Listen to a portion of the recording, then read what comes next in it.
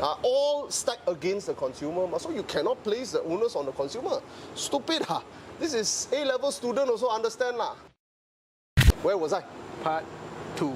Oh, part two starting. Part 2. So 1 year ordeal lah, very slow to make a decision. So when they make a decision, it's called a recommendation. Not legally binding. No, I don't know. The level of legally bindingness, I don't know. But you can either accept or reject their recommendation. Both parties can accept or reject. I'm not sure. On my side, they asked us whether we accept or straight away I say reject. So their position in law boils down to this. Number one, they say a few things in their finding, or they have key findings, then they have recommendation. Recommendation, there's about 3 or 4. Key findings, there's about 7 items. So their main point is this, which is recommendation 2. It is the duty of the customer to understand the intricacies of their contract. And it is the duty of the customer to ensure that the amount insured is adequate. That's what they say. You don't need a law degree to understand this, but let me throw you a situation. A question, a mental thought. Yeah. Who values the vehicle? More likely the insurance. Within the control, to a certain extent, or influence of the insurance company, correct? Yeah. Who writes the contract for the insurance? The insurance company. Who has the duty to ensure that the insured amount is accurate? The insurance company. And who has the data and the apparatus, the facilities and the apparatus to do this? Yeah. You get what I mean? What if you're dealing with the IQ 60 customer? So your argument is that it's not on the customer. Of course, by logic, it cannot be on the customer. I mean, we all know this. Yeah. But here's where it gets interesting. You can't just go up there and talk logic. You must have black and white. So they cited a bunch of circulars. So I go and read all these circulars. In one of the circulars they cited by Bank Negara Malaysia, in clause number 5,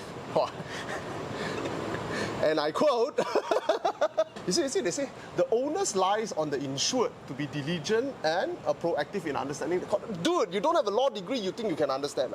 And you have a law degree, so you won't understand. Never mind, we'll get there later. But here's where it gets interesting. This is the circular. It says 5.1.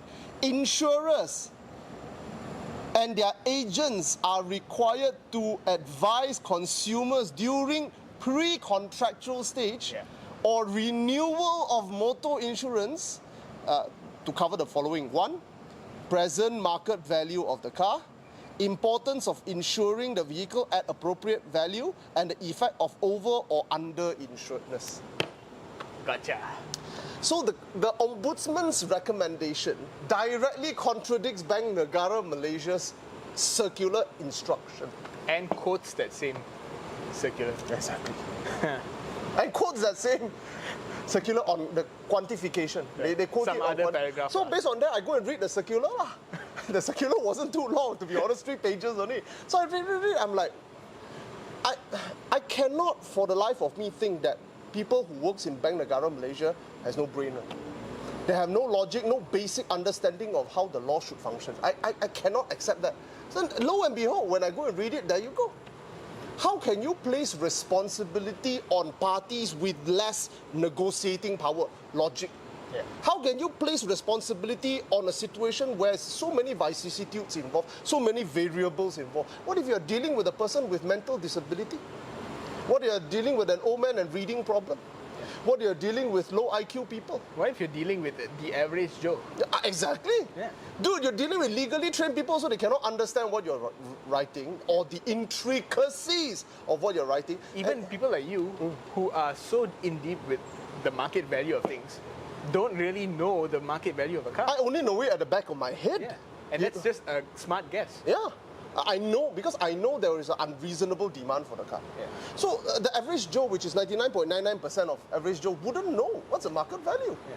Or how you quantify the market. That's also another issue, but I don't want to go into it because it opens up a can of worms.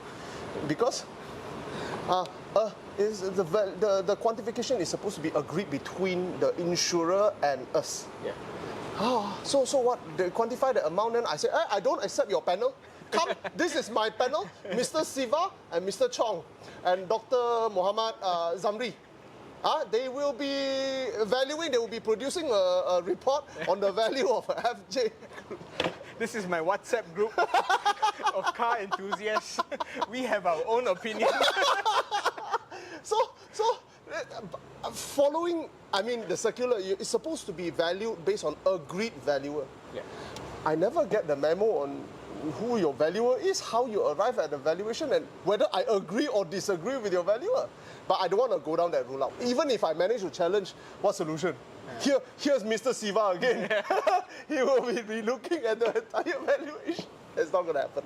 So the route you're going to go down is that thing that they missed out in the circular. Yeah, I mean, it's not they missed out. They contradict, they completely contradict the circular of Bank Negara, placing the onus of responsibility onto the consumer instead of onto the insurance company. Yeah. This makes no sense, in terms of businesses, in terms of balance of negotiating power and access to facilities and also expertise. Yeah. All stacked against the consumer. So you cannot place the onus on the consumer. Stupid, huh? This is A-level student also understand lah. You get what I mean? Yeah. Okay, that's number one lah. Number two, this is where it gets interesting. In the finding of the ombudsman, they wrote down here, you see this? Finding number 5. Yeah. The insured purchased a policy through an agent named Mr. Aiman.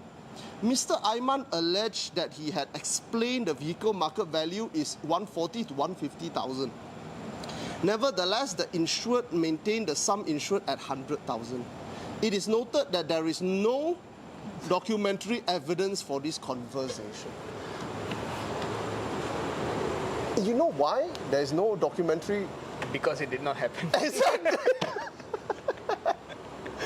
And the fact that you put it into a key finding, you should reject this finding. Yeah. I mean, if You cannot consider evidence that if I'm on the ombudsman, I'll say, okay, the insurance company showed us, submitted the fact that they argue that it was informed to the customer. Yeah. However, because the insurance company did not adduce or are unable to adduce written proof of such conversation taking place, we are ignoring the evidence. But they didn't. They put it into their key finding. And here's where the best part. Once I read the email, the first thing I did was 11 o'clock and I called Mr. Aiman.